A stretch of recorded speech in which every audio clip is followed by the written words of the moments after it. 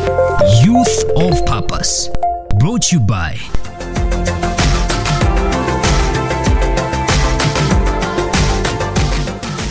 Uganda First. Hello, welcome to Youth of Purpose. I welcome you to this maiden episode of this show. Today on the show, we're going to be talking about patriotism and its ideology, where we're going to listen to a number of people telling us what they think about patriotism and who is a patriot to them. To introduce us to this beautiful topic is the Commissioner of the National Secretariat for Patriotism, Corps Uganda, and he will be telling us exactly what patriotism is about. Get onto our social media platforms already and tell us your opinion, what you think patriotism is all about. My name is Ivan Tumikunde. Welcome to the show. Brigadier Patrick Mwesige, who is the Commissioner for Patriotism in the Office of the President.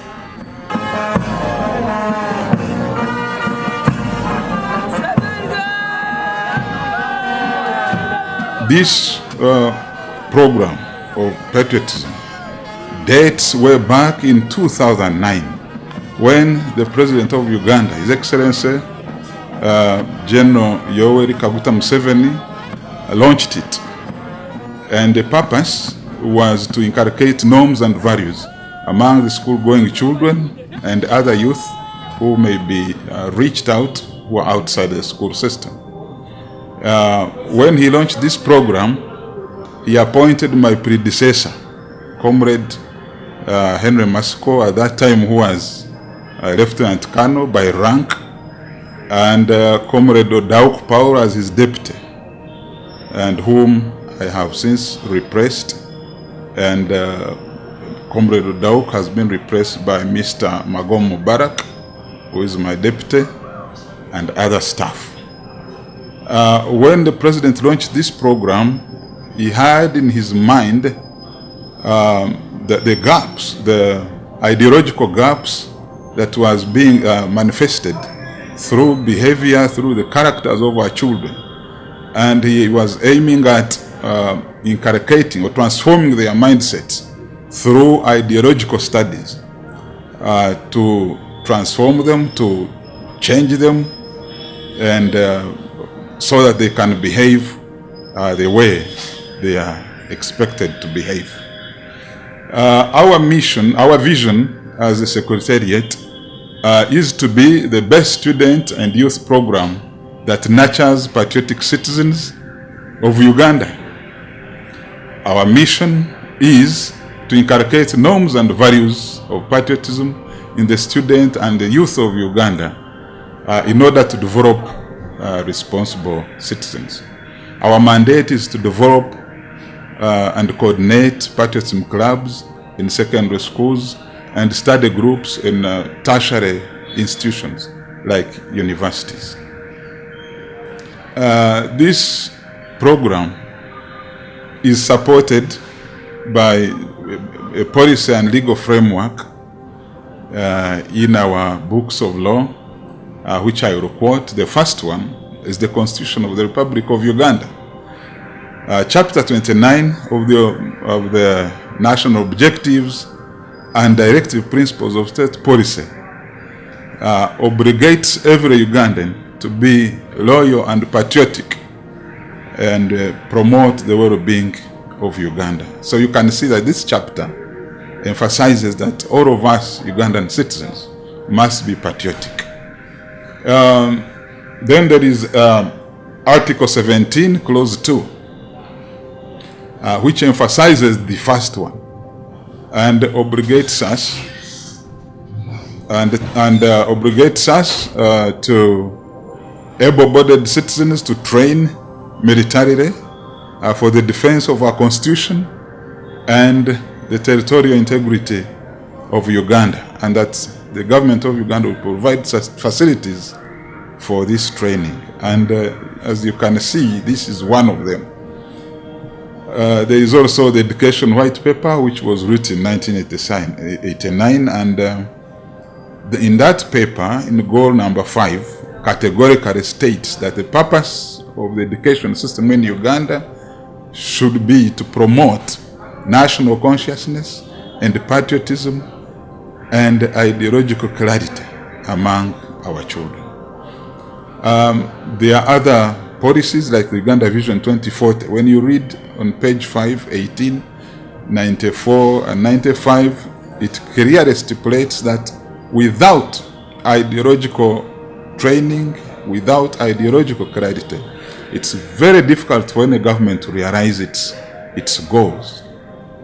And in that vision, it's stated that our goal is to transform the Ugandan citizens from a backward society, from poverty, and usher them into a middle-income status where each citizen earns not less than 9,500 US dollars. And also to transform our economy into a modern industrialized economy. So we can't do that unless our ideological clarity is categorical, is clear.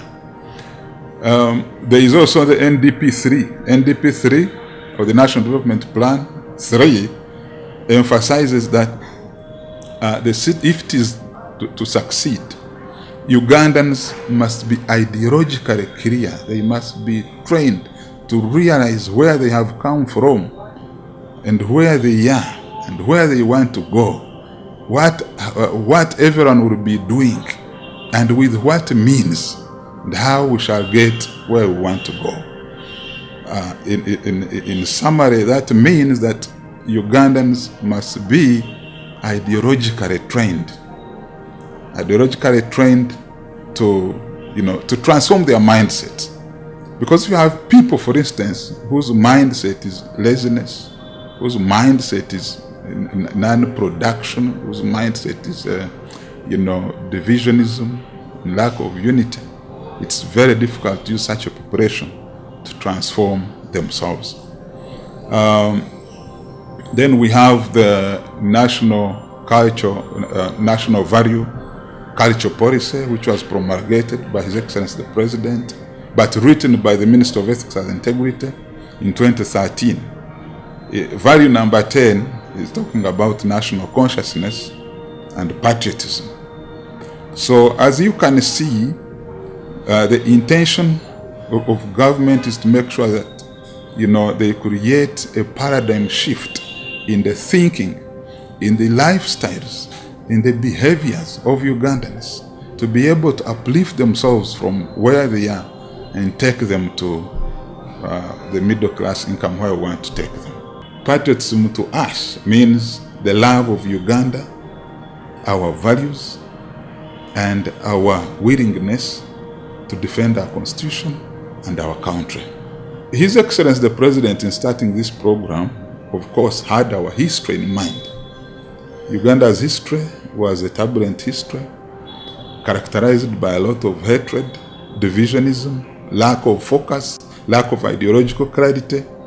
And he wanted us, of course, to start with young people to transform their mindsets so that they can form a clear-headed generation that will be responsible for transforming Uganda. Of course, you remember that we had other programs like Mchaka Mchaka, which, were stopped. And there was a law, and the ideological consciousness of Ugandans went down. That's when we started the divisions and the hatred, resurfaced. So it was imperative that we start such a program and we redirect the minds of our children. We do training, ideological training. We train them in many subjects, the most important or core of which is our history. Then we also train paramilitary because we want to demystify the instruments of violence, the gun. You remember in our history, people who are monopolizing this instrument used to misuse it and to terrorize the population. So we want to demystify that every Ugandan knows the basics of handling a gun, so that we can defend ourselves. We have regional coordinators and district coordinators, and then in the school we have the patron who is responsible for the program. Then once in a while, of course, this outside our mandate, but we go out in the youth outside the school where necessary, because they're also young people, and we teach them. So those are our key output areas. Sitting and wishing does not make a man. Actions speak louder than words. Mend positively, act now, and reach greater heights. What we have achieved in the last 7-8 years. For me, I took over 3 years ago. We have opened 4,000 plus clubs in all our schools, and over 40 study groups in 40 plus universities in Uganda. And these, at first, you know, the president had wanted this program to start with a few. That's why he called it clubs. But now we have, of course, seen that it is not worth it to have few children ideologically oriented, but the whole population. So we have called it a core. So when we say 4,000 clubs, each club's most cases means the whole school. So we are now looking at the whole school concept. And in the last 7 years, we have trained over 600,000 students and teachers as a secretariat, but there are those who are inducted in schools, and I think I can talk of 1 million. If I may give you an example, for instance, there used to be a lot of strikes in schools, but if you interview head teachers, they will tell you strikes have ended because of this program. Everyone has come to like their school, to love themselves, and to love the country. We have rallied many stakeholders in the country who didn't know about the program. If you look at the church, for instance, the church now supports us. And you know, it also has the same cause. We are intending to train scientifically now. We will look out for small numbers of children and train them scientifically. But we want this program to be media heavy. We are going now to go to train on the media, to inform the public on the media. All these years we've not been having, you know, a standardized guidebook to guide the teachers and a standardized syllabus. I have formed a technical committee of you know, able scholars and ideologically clear Ugandans, which is going to write. They have already started. Actually, they are almost a month. They have already started. We want to write standardized, well-informed guidebook so that every teacher should have it and be able to conduct. Even when you have not passed through our training, you should be able to read and follow the guidelines. I want to thank you, listeners. Thank you for supporting us, and thank you for your goodwill. May God bless you. And please take care. Don't die of COVID. Observe the COVID regulations and live.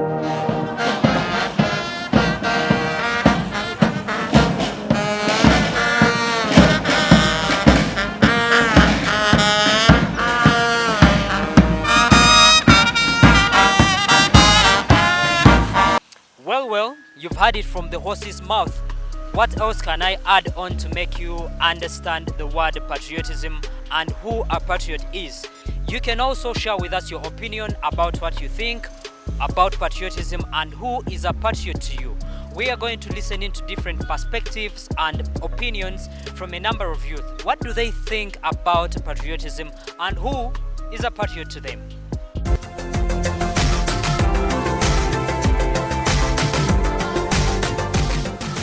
Uganda first. My name is Senkungu David. How I understand patriotism is one's undying love for his or her own country. Patriotism has values. To love your country doesn't mean that you just wake up out of the blue and you say, I love Uganda. It's not all about saying it out. It's about your actions. What shows that you love your country? For example, you're supposed to be a person who embraces unity. You're supposed to love unity. A person who loves unity is a person who associates well with other people. The value of hard work. You're supposed to be hardworking to say that your country is the first. Uganda comes first. That's why we have the saying of Uganda first, because you treat Uganda first before you think about any other thing. A patriot is supposed to be Pan-African. You can't love your country, Uganda, when you do not love her neighbors.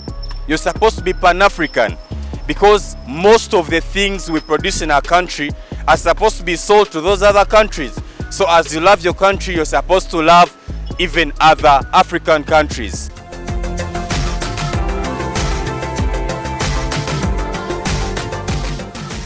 Uganda first. Hi, my name is Hope Nambala, a former student of Makerere University.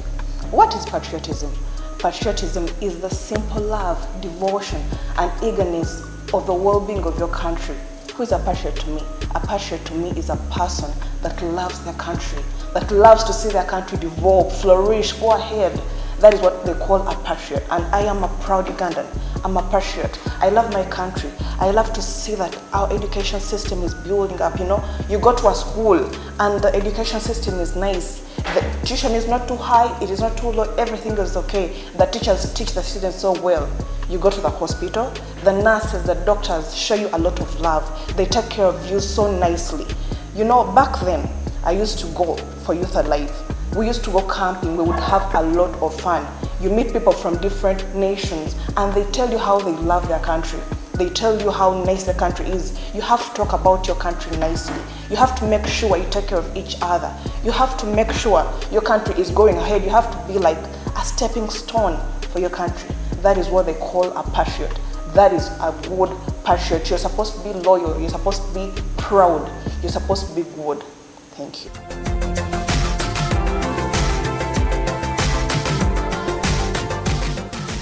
Uganda first. Hi, my name is Jane Mary and I'm talking about patriotism.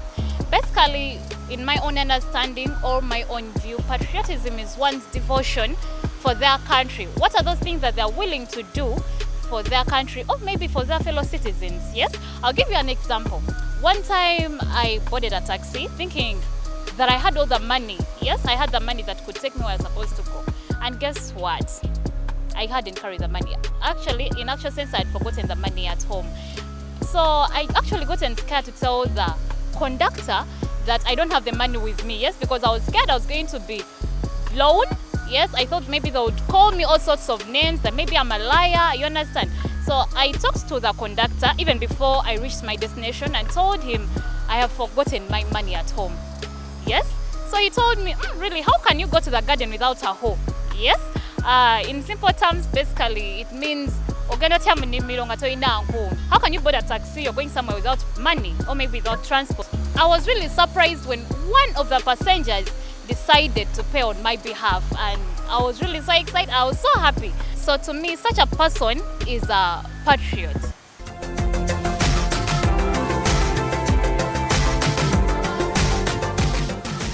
Uganda first. My name is Akabei Peter. According to my opinion of who a patriot is and what patriotism entirely entails, I'll start by defining what patriotism means.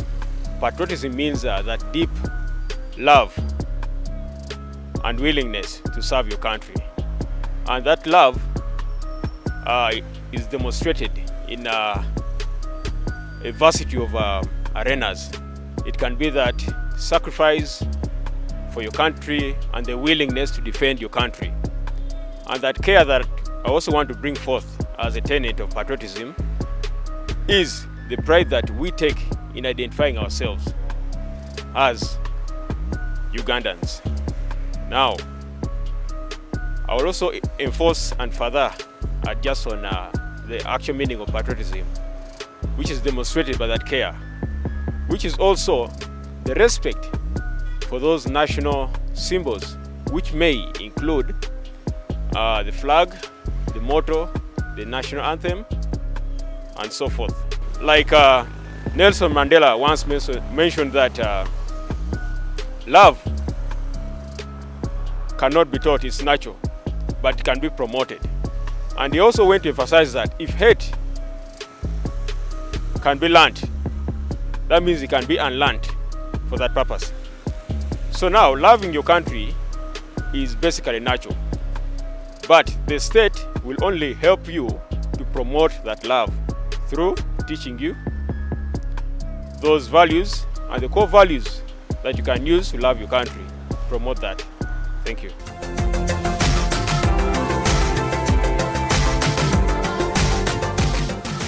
Uganda first. Patriotism starts from ground zero, from your home, how you behave to your sisters and all that. These are very, very, very beautiful insights. But like we said from the beginning of this show, but that we are all about transformation, transforming you socially, economically. We're going to be learning a skill each episode. And today we're going to be learning about making herbal soap. We talked to a group of youth who are venturing in this kind of business, and they were able to give us tips on how you can be able to make herbal soap. Have a look.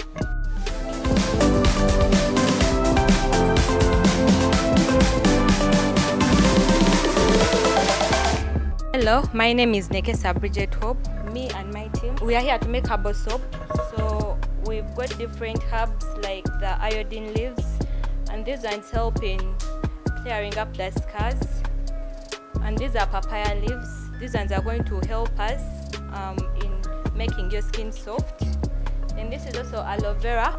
Aloe vera also helps you to remove the scars and make your skin soft. Then this is also rosemary. Rosemary and mint. They help in making the soap have that nice scent. So this is also chewa mala in Uganda. Then this is neem leaves. Neem leaves also do the same in clearing up the scars. They help you soothe your skin. Then this is a chiwankulata. It has the same job as the iodine leaves. It helps out in the wounds.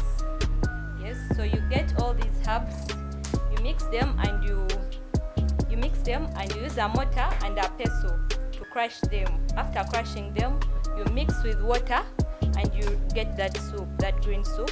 After getting that soup, you can put it in here. So here we are sieving the extracts. We first pounded them and we got the soup, so we are sieving them to get a clear liquid.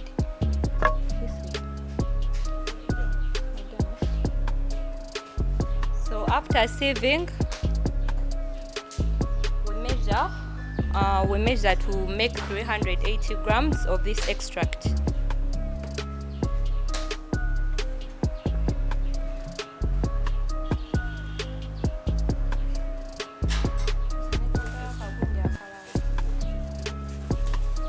We measure 280 grams of this liquid.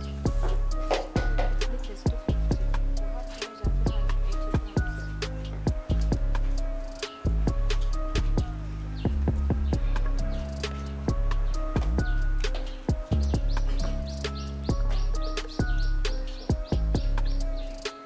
So here we have measured 380 grams of this liquid.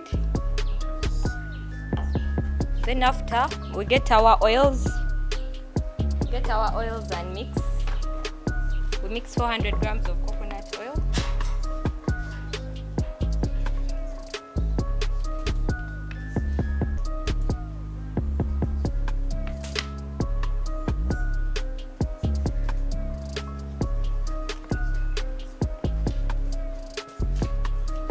Then we also get 400 grams of vegetable oil, and we mix into the 400 grams of coconut oil.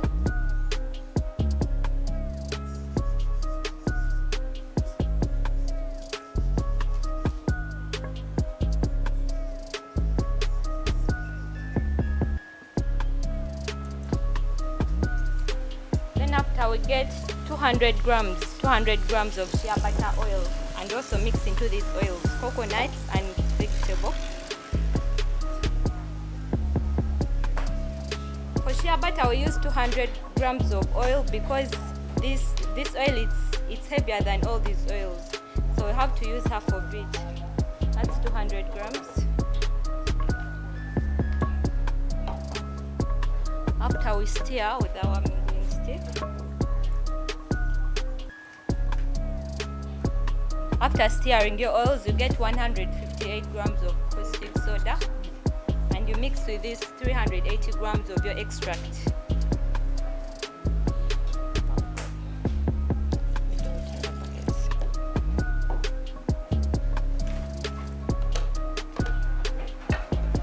After you also stir.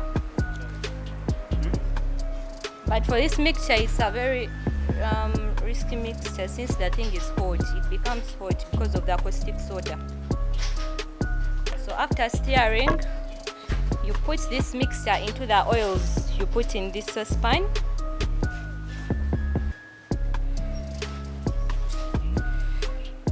And immediately begin stirring.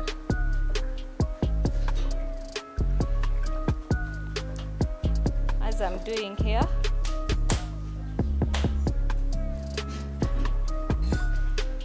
But as I'm stirring this mixture, they are oiling our molds so that the soap easily gets out when it's dry.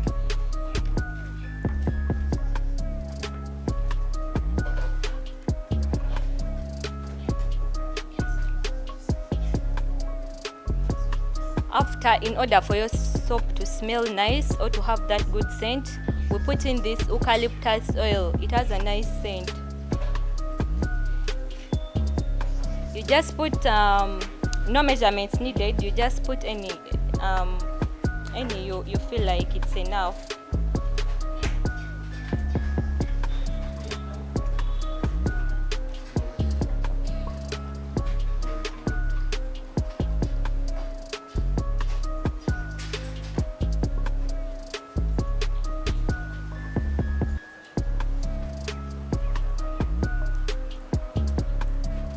Our soap is really smelling nice. So as I'm stirring, our molds are already oiled. They are ready. They are ready so that you can put in the soap.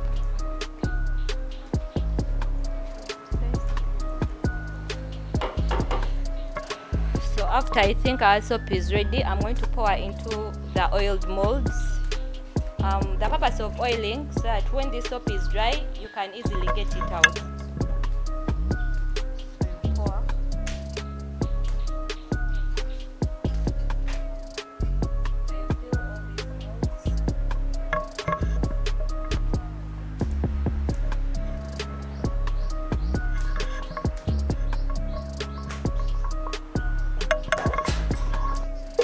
So after here, you can leave this for about 8 hours to get dry. So after 8 hours, you remove your soap. Now it's already ready, and this is your final product. This is the Jeep Herbal Soap. Thank you for all watching. I hope all of you have learned how to make soap. It's quite an easy process. It's not really expensive. You can get your money and buy this stuff and make soap out of it and really make some money. Yeah.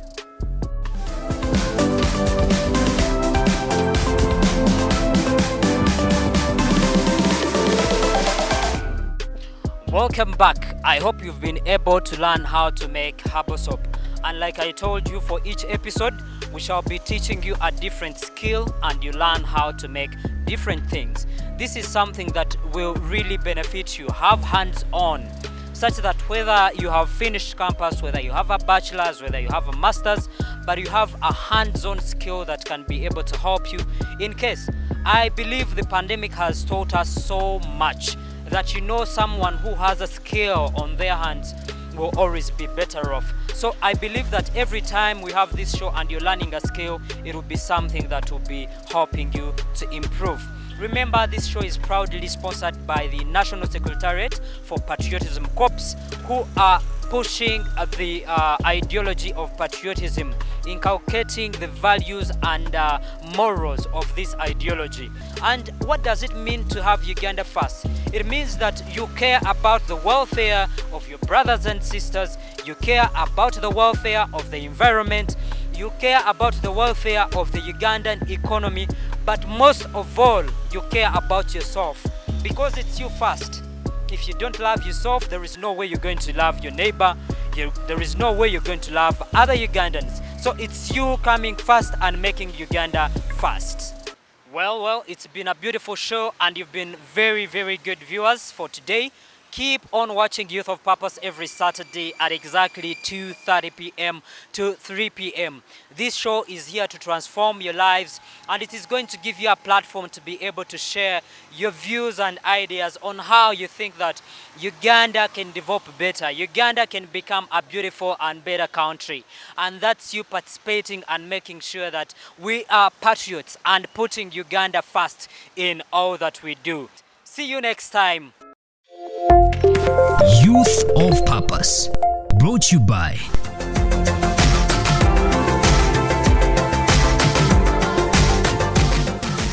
Uganda First.